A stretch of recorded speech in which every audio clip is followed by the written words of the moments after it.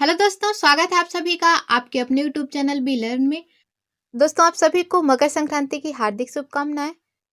दोस्तों, आज के इस वीडियो में हम मोस्ट इम्पॉर्टेंट इंग्लिश पेडागोजी के क्वेश्चन को सॉल्व करने वाले हैं जो हर बार एग्जाम में पूछे जाते हैं। तो चलिए दोस्तों, टाइम वेस्ट ना करते हुए स्टार्ट करते हैं आज की क्लास। यदि आपने चैनल को सब्सक्राइब नहीं किया है तो चैनल को कर लीजिए सब्सक्राइब, और वीडियो देखने के बाद पसंद आता है तो वीडियो कीजिएगा लाइक।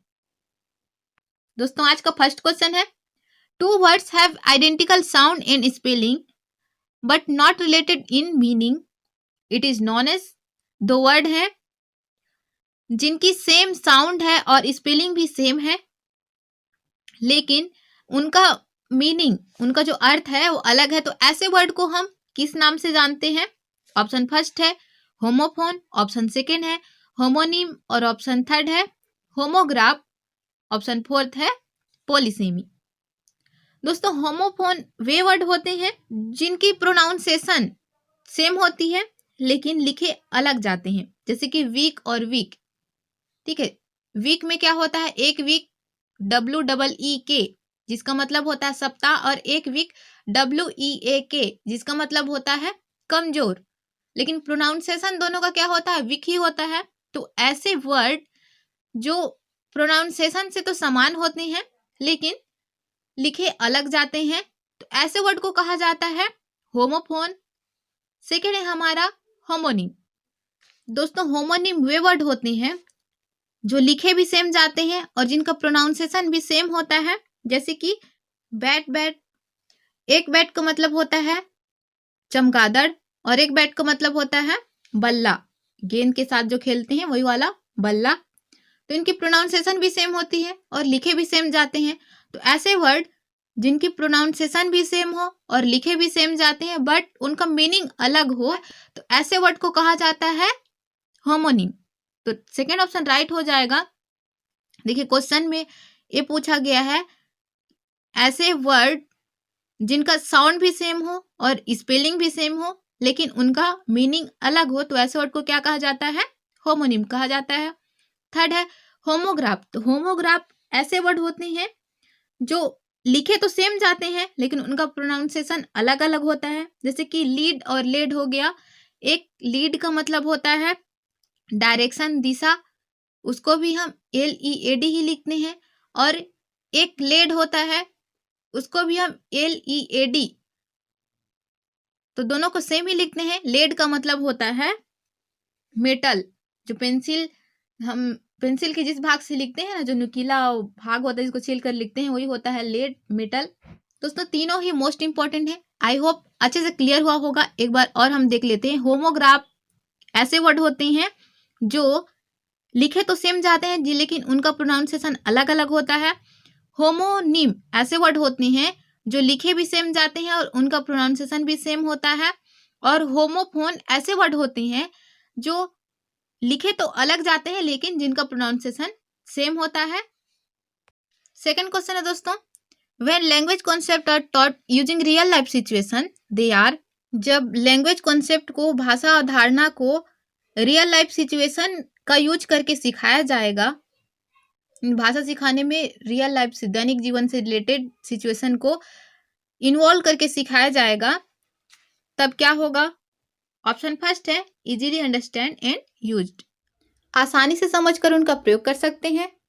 ऑप्शन सेकंड है नॉट लर्न वेल, अच्छे से नहीं सीखेंगे। ऑप्शन थर्ड है being taught naturally and so enable the learners to use them easily, स्वाभाविक रूप से सीखेंगे और सीखने की क्षमता का विकास होगा।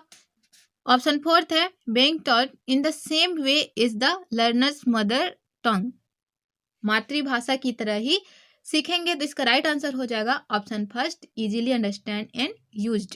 जब दैनिक जीवन में जो सिचुएशन होती है उसका प्रयोग करके हम भाषा को सिखाएंगे बच्चे को, तब वे क्या करेंगे, आसानी से समझ सकते हैं और उसका यूज भी कर सकते हैं। नेक्स्ट क्वेश्चन है दोस्तों, poetry recitation helps learners to. कविता का सस्वर पाठ, कविता पार्ट्स बच्चे को क्या सीखने में हेल्प करते हैं? ऑप्शन फर्स्ट है लर्न प्रॉपर इंटोनेशन इन स्ट्रेस। इंटोनेशन का मतलब होता है कहाँ पर हमें ऊंचे स्वर में पढ़ना है और कहाँ पर हमें धीमे स्वर में पढ़ना है, ये हम सीखेंगे। ऑप्शन सेकेंड है अंडरस्टैंड सेम साउंड वर्ड, जो सेम साउंड वाले वर्ड हैं उनको समझेंगे। ऑप्शन थर्ड है learn rhythm and option fourth है लर्न राइम्स। इसका राइट आंसर हो जाएगा दोस्तों option first, learn proper intonation and stress.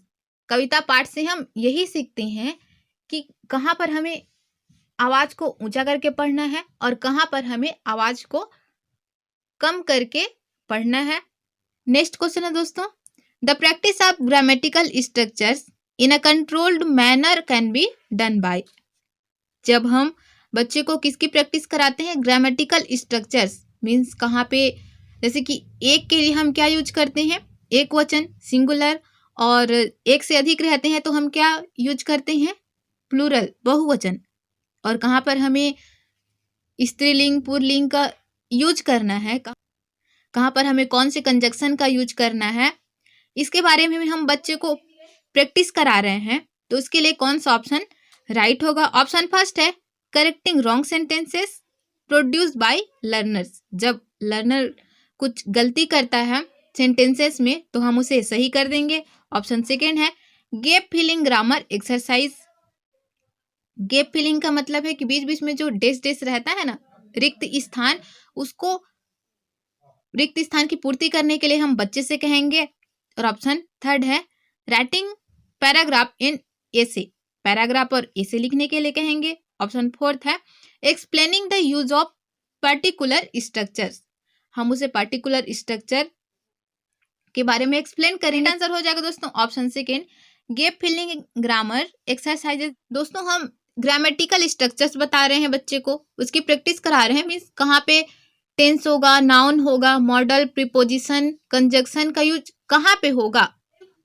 जब हम बच्चे से कहेंगे gap filling grammar exercises means ऐसा एक्सरसाइज देंगे उसे जिसमें क्या होगा, बीच बीच में गैप होगा और उस रिक्त स्थान की पूर्ति वह करेगा कि यहाँ पर वॉइस होगा, यहाँ पर सिंगुलर होगा, प्लूरल होगा। तो इस तरह से बच्चा क्या होगा, करके सीख रहा है तो वह अच्छे से सीख पाएगा। तो राइट आंसर हो जाएगा ऑप्शन सेकेंड। नेक्स्ट क्वेश्चन है दोस्तों, mother tongue influence can be effectively minimised in the classroom by. बच्चा मातृभाषा का प्रयोग कम से कम करे क्लासरूम में, इसके लिए हम कौन सा तरीका अपना सकते हैं। ऑप्शन फर्स्ट है using the mother tongue more often, बच्चे को हम अक्सर मातृभाषा का प्रयोग करने देंगे। ऑप्शन सेकेंड है giving examples from the mother tongue, बहुत ज्यादा एग्जाम्पल देंगे मदर टंग के। ऑप्शन थर्ड है giving a lot of exposure in the mother tongue, exposure का मतलब होता है संघर्ष जोखिम। ऑप्शन फोर्थ है giving inputs from the target language in a simple graded manner, हम जब भी बच्चा मदर टंग का यूज करता है तब उसे टारगेट लैंग्वेज का मतलब होता है जिस भी भाषा के बारे में हम सिखा रहे हैं, जिस भी भाषा के हम शिक्षक हैं, हिंदी हो गया, इंग्लिश हो गया, जो भी भाषा हम सिखा रहे हैं, बच्चा जब क्लासरूम में हम कोई भी भाषा के बारे में पढ़ा रहे हैं और बच्चा क्या है अपनी मातृभाषा का प्रयोग कर रहा है, मदर टंग का यूज कर रहा है, तो हम क्या करेंगे, जब भी वह मदर टंग का यूज करता है तो हम उसे बोलेंगे कि जैसे कि यदि बच्चे को बाहर जाना है तो बच्चा ये कहता है कि मैम क्या मैं बाहर जा सकता हूँ, तो हम उसे ये कह सकते हैं कि आप बोलो कि मे आई गो आउट मैम। तो हम इस तरह से धीरे धीरे क्या होगा, धीरे धीरे हम कम कर सकते हैं उसकी मदर टंग के यूज को।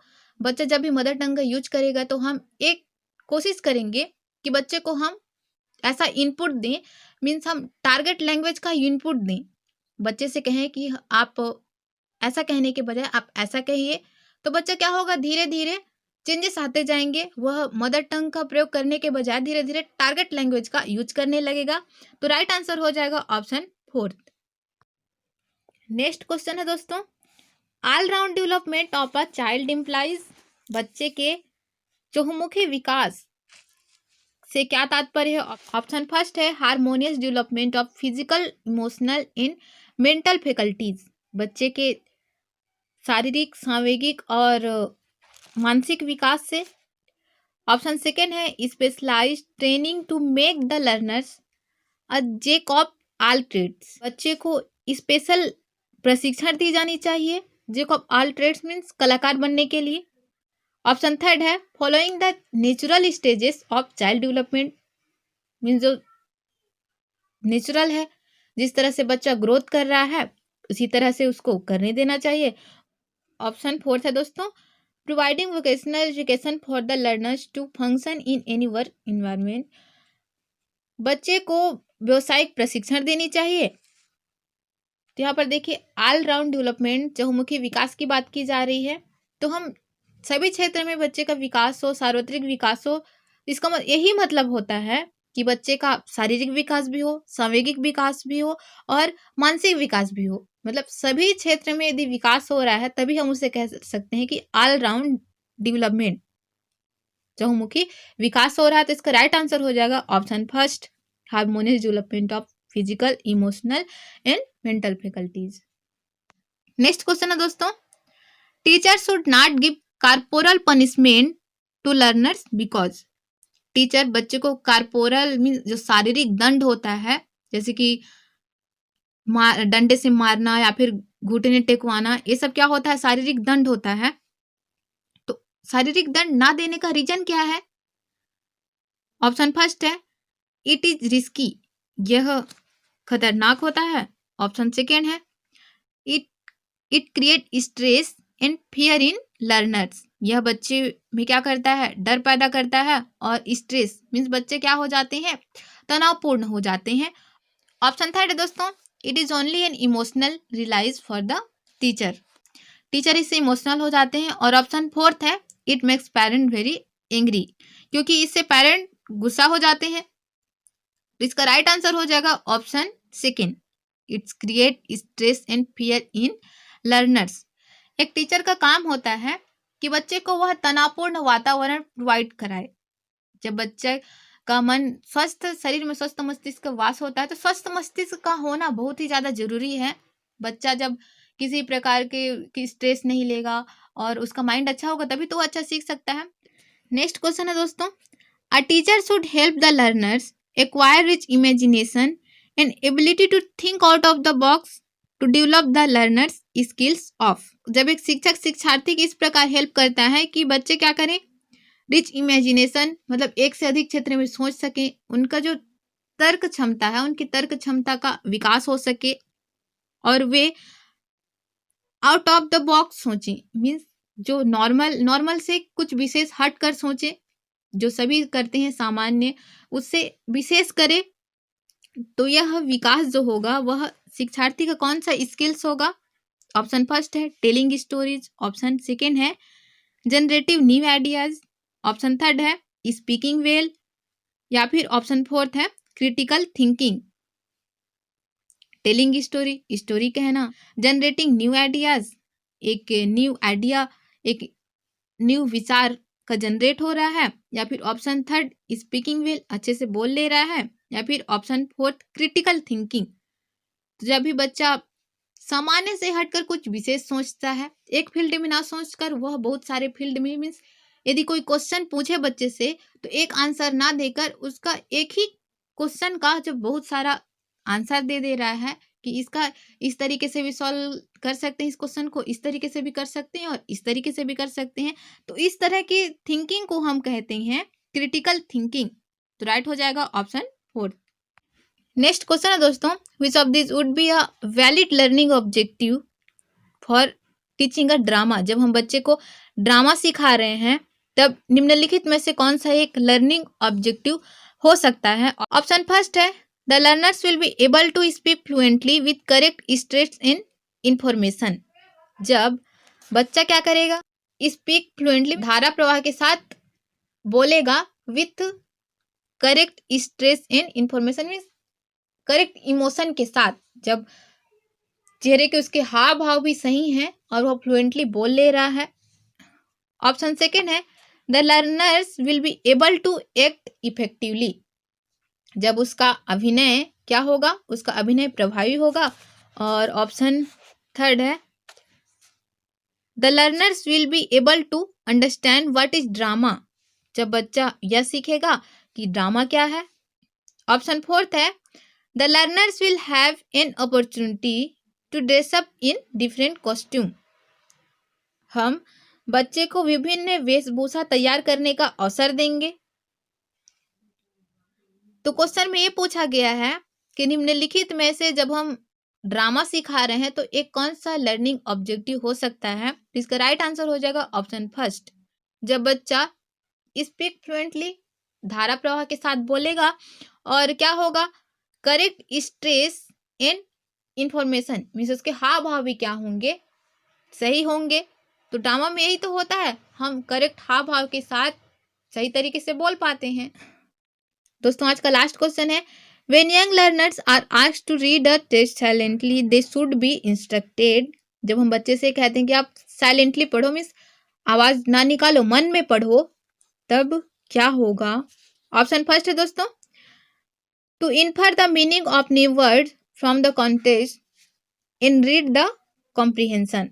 कॉम्प्रीहेंशन का मतलब होता है समझ के साथ।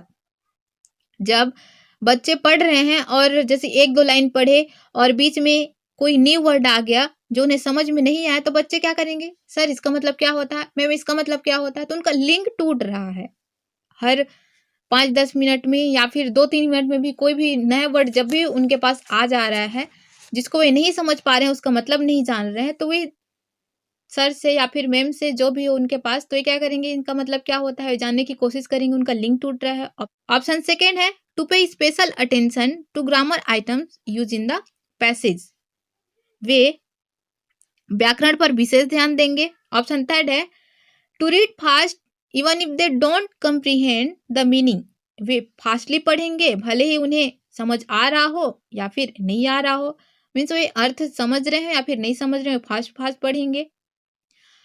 ऑप्शन 4 है, to stop reading whenever they encounter a difficult word or phrase. जब भी उनके सामने कोई डिफिकल्ट वर्ड आ जाता है तब वे पढ़ना बंद कर देंगे। क्वेश्चन में ये पूछा गया है कि जब हम बच्चे को मन में पढ़ने के लिए बोलते हैं, साइलेंटली पढ़ने के लिए बोलते हैं, तो बच्चे क्या करेंगे। इसका राइट आंसर हो जाएगा दोस्तों ऑप्शन फर्स्ट। आई होप दोस्तों वीडियो अपकमिंग टेट एग्जाम के लिए काफी हेल्पफुल होगा। वीडियो पसंद आए तो वीडियो को लाइक कीजिए, अपने दोस्तों के साथ शेयर कीजिए, चैनल को सब्सक्राइब कर लीजिए और बेल आइकन को प्रेस कर लीजिए। मिलते हैं नेक्स्ट वीडियो में। Thank you so much for watching this video.